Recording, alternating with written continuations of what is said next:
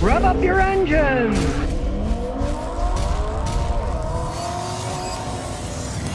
Well, here's a hilarious one. Ford Motor Company is storing vehicles underground in caves. Now, way back in the day when they were making Ford Mavericks, not the pickup trucks they're making today, but the cars, they had a bunch of them left over they couldn't sell. That's one of the reasons they stopped making. Their sales were down.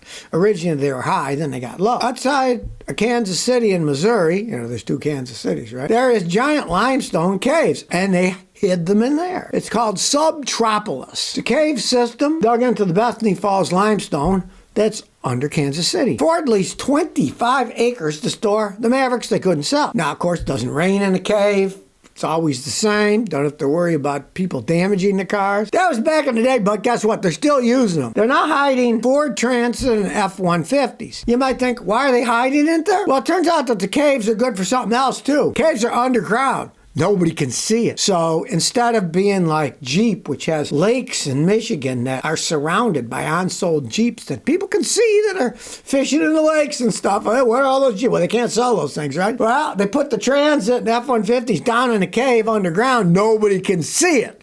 And they can't say, gee, there's a whole bunch of these unsold vans and trucks sitting under there. So it serves a dual purpose now. They can store them there, but nobody can see all the unsold vehicles that they're hiding in this cave. I bet they didn't think of that back in the day. They just thought, oh, we'll store them in there because we can't sell them. Now it's like, hey, we don't want people to see we got a bunch of them we can't sell. Let's hide them in that cave in Kansas City. Well, if you think your car has bad resale value, be happy you didn't buy an electric car. Hertz is selling a 1-year-old 2023 Chevy Bolt for $14,499. That is a depreciation of 47.3%. So in 1 year, it's lost half of its value. Not too many things are that bad. They lose half of their value when the first year you drive the things around. It just goes to show people don't want these things. And Hertz is obviously trying to get rid of a bunch of their electric cars. They're trying to sell off all the Teslas, which they've lost their shirt, hundreds of millions of dollars in that deal. That was a real boneheaded one, right? And they're finding out the Bolts aren't any different. They lose almost 50% of their value in 1 year. Not a logical thing to be running around it. They're doing it with a bunch of them. That's not the only one. They bought a bunch of them. Now they're selling them. And they're finding out, hey, nobody wants to buy these things for very much money. You want to be the devil's advocate. These things don't work all that well, and there's all kinds of infrastructure on them. But let's say you want a second car. Maybe now's the time to buy an electric car. If you can get a Bolt for $14,000 and it's only 1 year old, it should still last for quite some time, right? Why not try out a cheap electric car now? You can get one cheap enough. Just realize they're not made for coast-to-coast driving, but most average drives are less than 20 miles. So, hey, maybe it's time to check one out. What the heck? They're getting cheaper and cheaper and cheaper. Just don't do like I've seen few people do. Buy an electric car and then a year later decide, I don't like it, I'm going to get rid of it, because you'll lose your shirt, just like Hertz does with these Bolts. Well, here's a warning from a guy that just came here yesterday. Stanley's his name. So he gives me a follow-up. He says, Scotty, you suggested to replace my Honda brand battery because it had less than the stated cranking capacity when you tested it. So I stopped at the Honda dealer that sold it 11 months ago. They first said the battery was bad and they'd replace it because it had a full replacement, 3-year warranty. But I'd have to pay $50 for installation. That isn't covered by warranty. They tested the battery and said, yes, it's bad. Then they said, well, we have to recharge it to see if it's really bad. There's nothing wrong with my battery. It's drained because it has low capacity. Like I left the lights on or something. I drove 2 hours to your place and back, which of course would charge the battery fully. They previously sold them an alternator, and it didn't fix the problem. Because it was the battery the whole time, right? Well, I don't know. Maybe the alternator was bad too, because I didn't test the old alternator. He brought it to me. It already had the new Honda alternator on it. And I tested that. That was working fine. But the battery wasn't. And here's the hilarious thing. So they're trying to say, well, no, it's not the battery. Well, they couldn't say it was the alternator because they'd already sold them that, right? Well, obviously it's the battery, but they don't want to replace it. Free. They'll sell them one. So he continues. The total tab, if they replace the battery, is $448. Walmart sells me a battery for $110. Installation at Walmart is free. I'm just telling you this to confirm your views on worsening quality, dishonest dealers.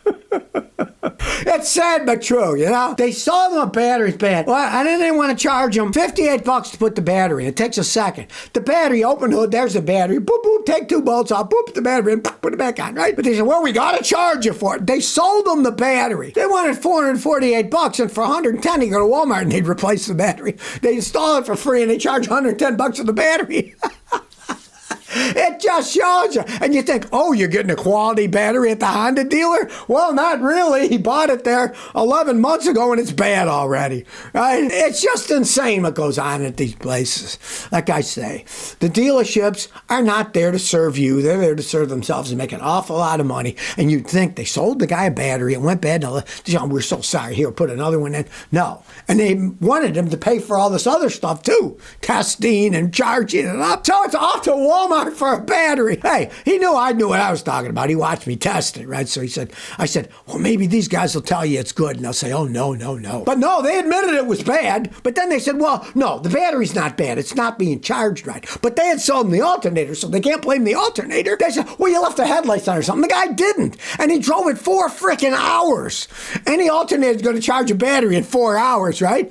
And it didn't. The reason I was suspect, because I was doing road testing of his car while I was analyzing it, and my friend Bernie from Albuquerque, I had his fancy scan tool hooked up, and it was talking. I was driving down the road. Whenever I got low, it would say, battery voltage low, battery voltage low. And then once I got going 20, 30 miles an hour, it would say battery voltage normal, battery voltage. And every time I got low, so I knew something was wrong, and I just saw it was a battery. And they wouldn't just honestly replace the thing. Just absolutely ridiculous. Well, if you follow the news, you see how Stellantis is losing money. They're not doing too good. So here's their solution. Let's sue people. Stellantis now is suing their 5th supplier this year over price increases. They're saying, well, you parts people, you promised the parts at this price, you increased it, we're suing you, we lost production, blah, blah, blah. Blame somebody else, right? This is a company that's supposed to make vehicles. It's their fault that they're not making all their own parts and dependent on somebody else. And now they're suing the people that supply. So take it to court. That's going to solve everybody's problems, right? No, you know what the problem is, Stellantis? You make crappy vehicles. You're a European company run by idiots that don't know anything about the United States. So, of course, you've destroyed Jeep, Chrysler, Dodge. You're making them crappier. Many of them are going down to Mexico where they're building them. The quality was bad enough to begin with. It's even worse now. And now what's your solution? We'll sue the people who supply us with parts. Now, if that doesn't tell you this company is run by a bunch of lunatics, what else does? But then again, now they're a European company. They say they're based in the Netherlands, but really it's an Italian-French corporation. But I guess they're based in the Netherlands for tax reasons. Who the heck knows? But their solution to their problems is, no, don't build a better car, make things better, sue people. That says it all. Well, there was a Tesla using the full self-driving, and it hit a deer without slowing down. It didn't stop. It just kept going. You want to see the whole thing? The Seeker of 42 on Twitter. You see the deer, boom, runs over the deer, and it just keeps going. So much for their systems. Now, if you don't know what's behind it, the thing is, old Elon wanted to make his cars, what? Cheaper. So his full self-driving uses cameras. Doesn't use radar, LiDAR. It's only using cameras. And obviously, they do not work as well. If that had been radar, they would have seen the deer in front, could warn them, right? Or steer out of the way because it was full self-driving. But you're not going to miss a deer on a flat road with radar. It would have picked it up. It's just because the camera system is cheaper. And that's what he's using. Doesn't mean he's going for the best technology. He's just going for what the cheapest he can get his hands on. He certainly gets enough money for the stinking cars, but right, he's going to make them as cheap as they can. And tech guy will tell you right off the bat, hey, he should have used, like the other people do, radar, LiDAR, complex, not just cameras. Now, the radar would have definitely seen it. If the radar didn't see it, it would be a really crappy radar system. You got a flat road, and all of a sudden in front of you, there's an object the size of a deer, or you would have seen it, but the cameras didn't work. Well, the robotaxis are trying to take over in California. Waymo said that they just hit a milestone of 150,000 paid trips each week.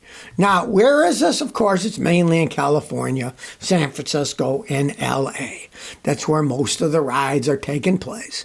The La La Land out in California. Now, it's interesting because that's up 50% since August. You know, in a few short months, they've got 50% more rides than they did because people decided to try them out. Now, in 2025, Waymo's going to extend to Atlanta where they got a partnership with Uber. So it'll be Uber and Waymo.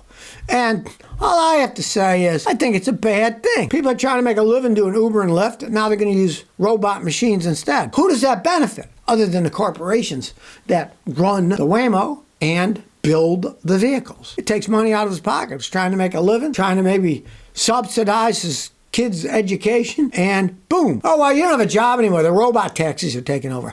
I don't understand why they're pushing. Well, actually, I do, because the corporations are greedy. They want all the profit. They don't even want to share the tiny profit with the driver. They want to take every single thing they can possibly get their hands on. And to me, hey, I hope that they get their pants suit off of when people start getting killed and accidents go on, and then they'll find out, hey, you know, maybe it wasn't such a great idea. Socially, it's not a good idea. You're taking jobs away from people. It doesn't make any sense.